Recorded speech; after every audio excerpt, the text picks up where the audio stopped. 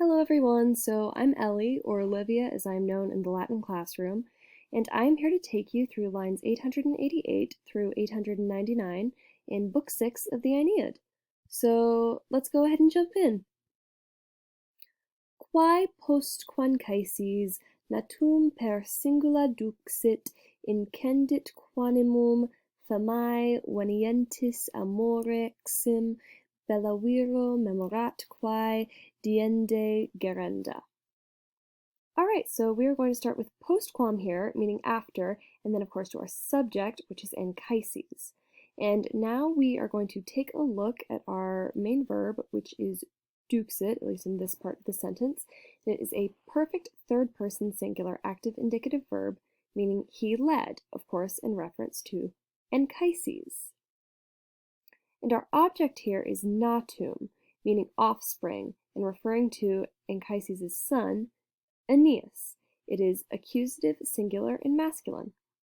So thus far what we have is after Anchises led his son, which of course, again, as I said, refers to Aeneas. And now we go to per, meaning through, and that preposition takes the accusative, so we are looking for an accusative, and we actually find one in quae, which can be used more substantively as meaning which things, or these things even. And we actually have an accusative near plural adjective modifying quae, this of course being singula, meaning one at a time.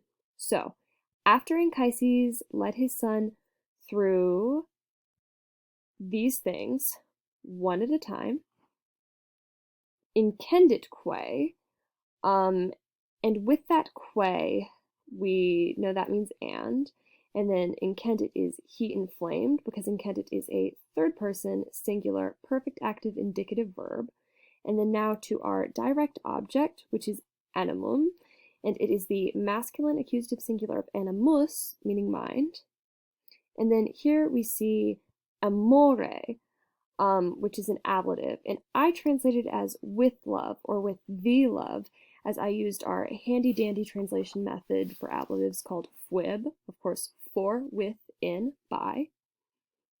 And now we go to venientis, the genitive singular feminine of the present active participle veniens.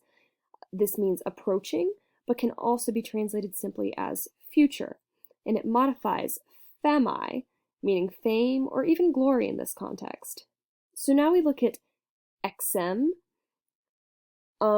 which just means next, and after that we go to memorat, which is a third person singular present active indicative verb, meaning he recounts or even he recalls. And so that verb's object is bella, an accusative plural noun meaning the wars. And then next we see quae. Where's quae? There's quae. The relative pronoun meaning which.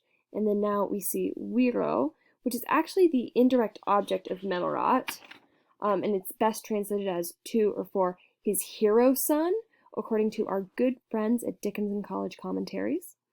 And then now we've just got to look at gerenda, a future passive periphrastic expressing necessity, for which you may supply sint, and this goes with bella. Both are neuter accusative plurals, and I translated the two together loosely as the wars he will have to carry out.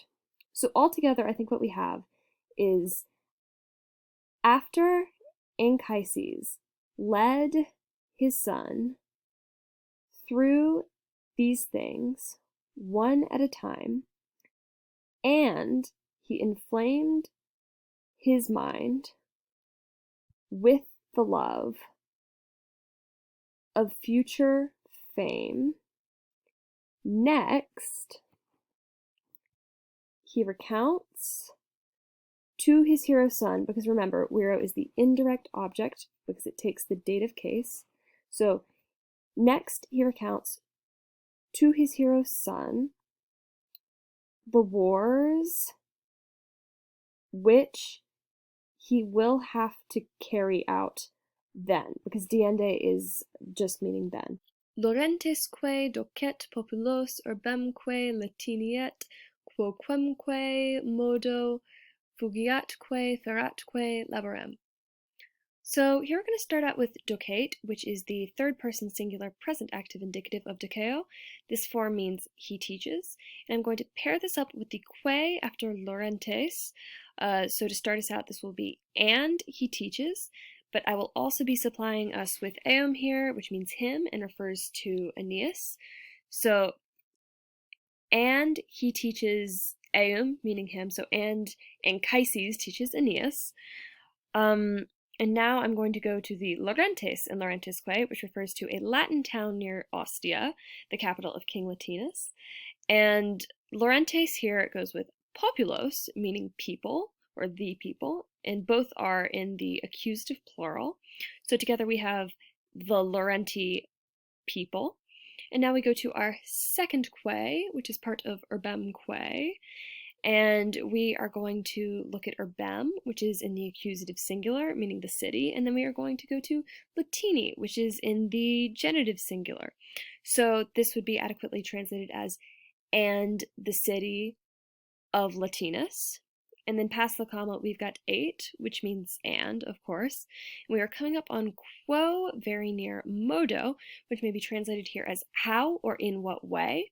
But now we've got to deal with quemque, which, though it looks pretty ambiguous, is just a word that means anyone from the form quisque. And then here we have fugiatque and feratque, both of which are third-person present active subjunctives, which I translated respectively as might escape and might bear. Bear here has the same connotations as endure in this context. So to put it all together past the comma, we start with 8 and go, in what way anyone both might escape and might bear. And our last part of the sentence is laborem, which goes with quemque, as they are both masculine, accusative, and singular. And laborem can mean work, but it can also mean hardship or suffering, and I felt like the latter translation is the best in this context. So altogether, we've got and he teaches him of the Laurenti people and the city of Latinus, and in what way anyone might both escape and might bear suffering or the hardship. So there's actually kind of quite a lot going on here. We have some really nice alliteration with quo quem que, and even some interlocking word order or synchisis with quo modo and then quemque laborem. It's a little bit of a stretch because of the fugiatque and the feratque in between modo and laborem, but if you think about it, you have quo and modo, which obviously go together, and then you've got quemque, which separates the two, and then modo is indeed in between quemque and laborem, which go together, even if there are some extra words going on there as well. And then additionally, with quomodo fugiatque feratque, we get some nice indirect questions with the subjunctive used in the present, with how might anyone escape and bear, rather than, how will I bear this, or even like, how will he bear this as an exact question. It is rather a statement, so it is an indirect question. And this is essentially just continuing what we talked about in the previous sentence, which is essentially Anchises sort of giving his son some advice about heroics and duty and how to do this whole epic hero thing. So, onwards. Sunt geminae somni portae, quor altera fertor cornea qua verlis facilis datur exitus umbris. So we've got sunt, which means there are in this sense, and we go to geminae portae, meaning twin gates, which are going to be our nominative feminine plural subjects. And then now we go to somni, which is actually the genitive neuter plural of somnium, but somnium doesn't scan, so it was shortened to somni. So this essentially means there are twin gates of sleep. And now we go to altera, meaning the one in this construction, as we have a second altera coming up later on, and having two alteras together, even separated by different words in that part of the sentence, means the one and then the other.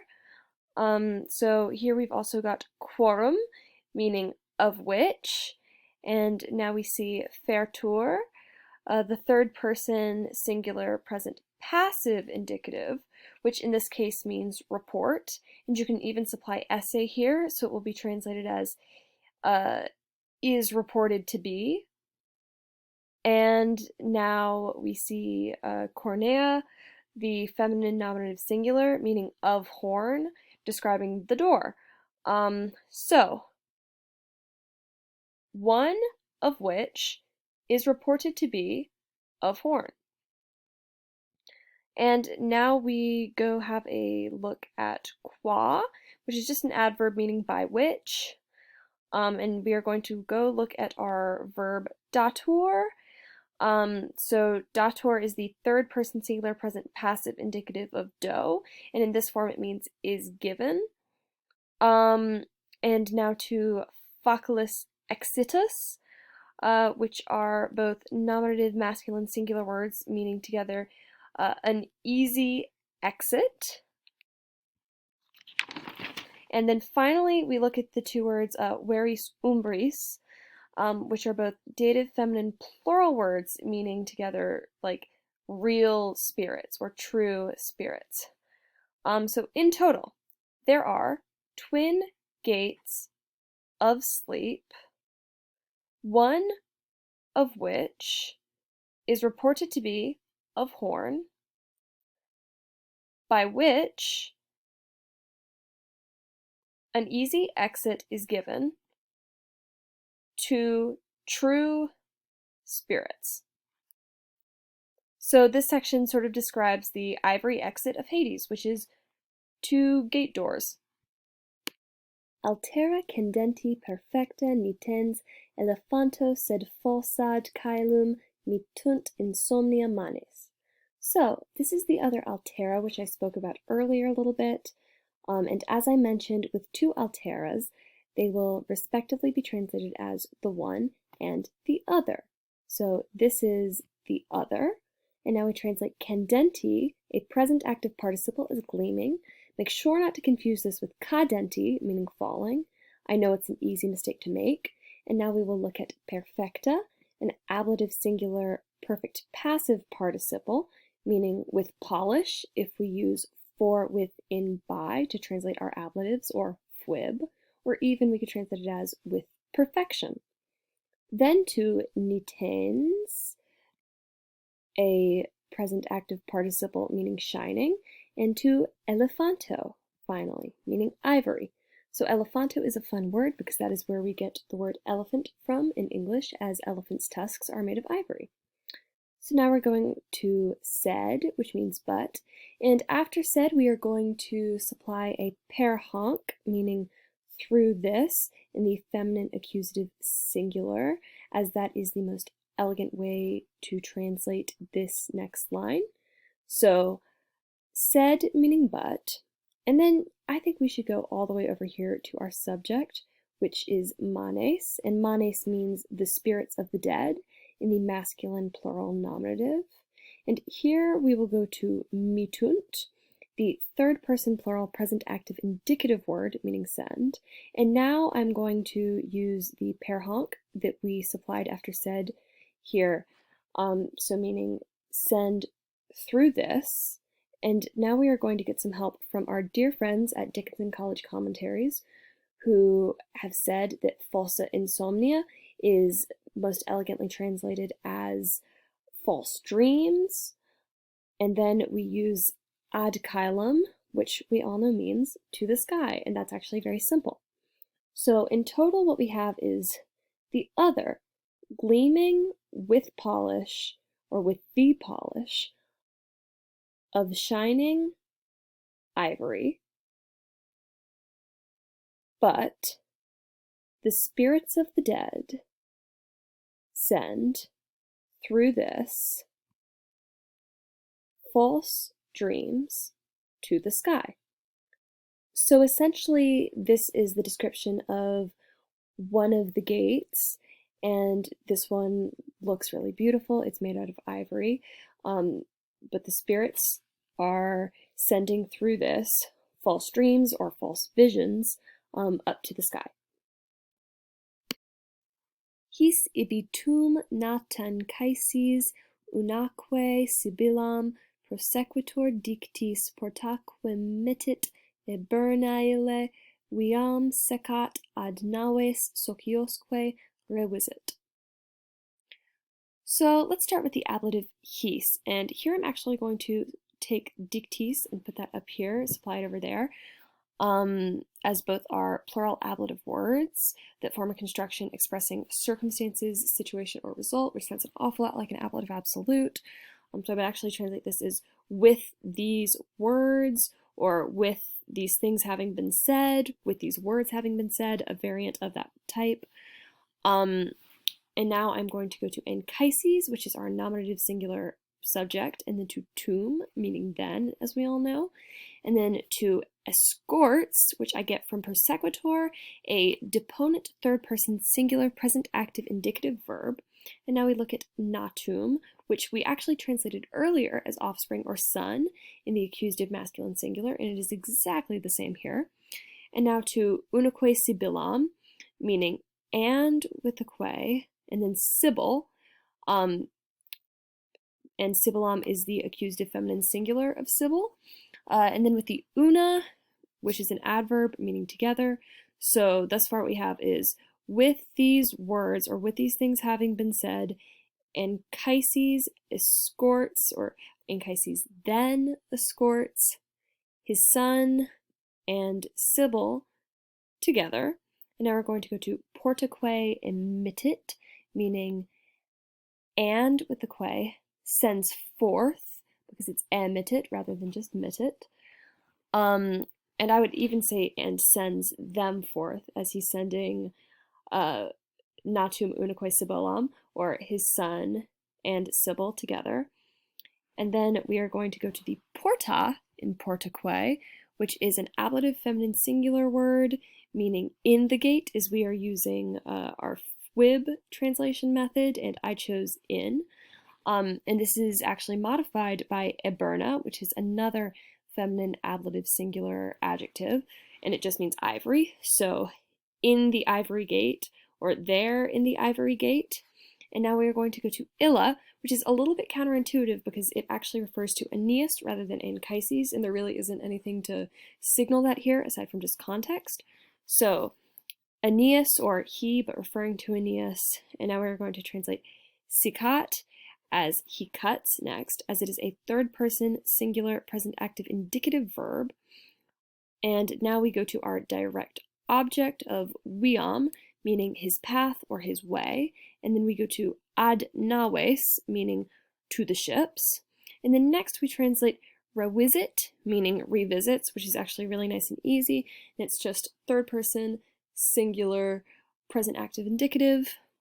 And then finally we have sociosque, and I would put the que before revisit in my translation, and then translate our accusative plural of socios as comrades or allies.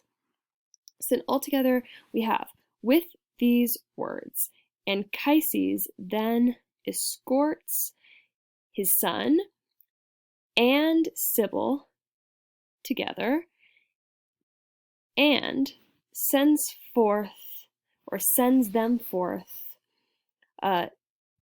there in the gate, or in the ivory gate, as Aberna modifies porta, and then he, referring to Aeneas, cuts a path to the ships and revisits his comrades. So essentially this is about Aeneas's kind of escape from the underworld with Sibyl, as he is aided by his dead father Anchises, and how he can now go up and revisit his fleet and his comrades. So thank you guys so much for joining me today on this edition of Ellie Screencasts for Latin class. And, I hope you learned something, and I hope you come back later. Thank you so much.